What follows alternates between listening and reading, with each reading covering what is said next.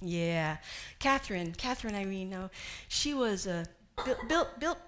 We were twins in that sense. I have a picture of her mama, Ida O'Neill, and we would have to stand beside the photo all growing up. It'd be me, Ida, and Grandma.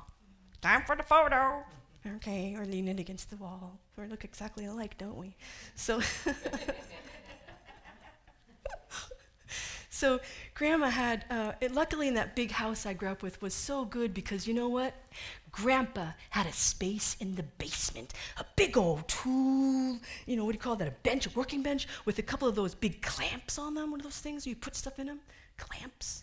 Vice grip, vices, big those on the either end. And he had all his tools up and he fixed everything he wanted to fix. He'd fix those automatic toasters that would go down, their chrome Toastmaster, or those awesome cast iron fans that were automatic. He loved automatic, the ones that would go.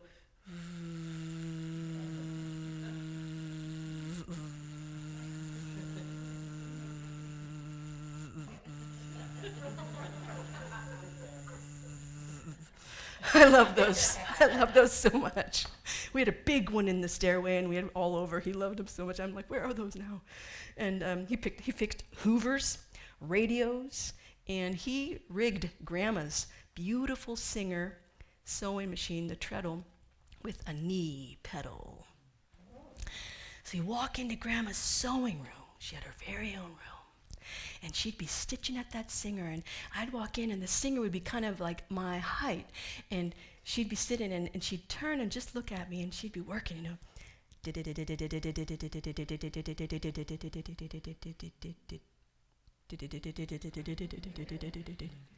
She stitched everything. She made all our curtains and all our dresses, and she'd say, come over here, and then she'd say, put your arms up.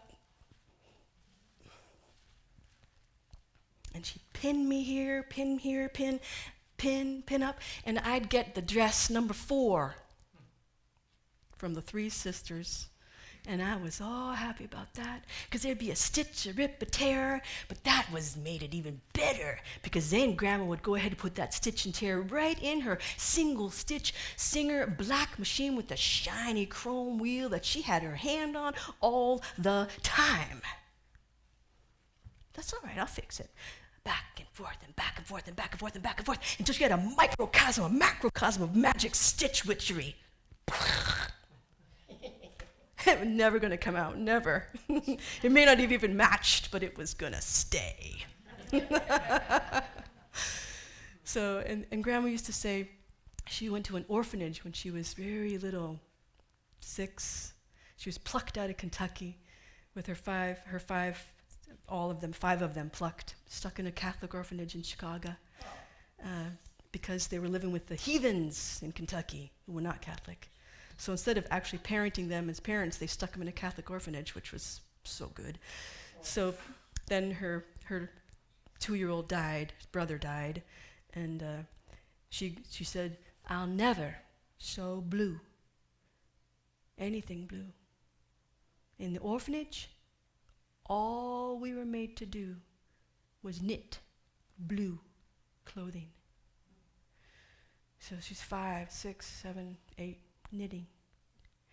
But she made everything else, every color calico you could imagine. And those 4 drawers coming out of that oak were all wooden spools of colored thread. And I'd go down on the floor and put my fingers in between that wonderful cast iron thing that moved like that and had shapes like flowers. That was Grandma's space. And when I would be running from my siblings, Maria, come down here and do this. I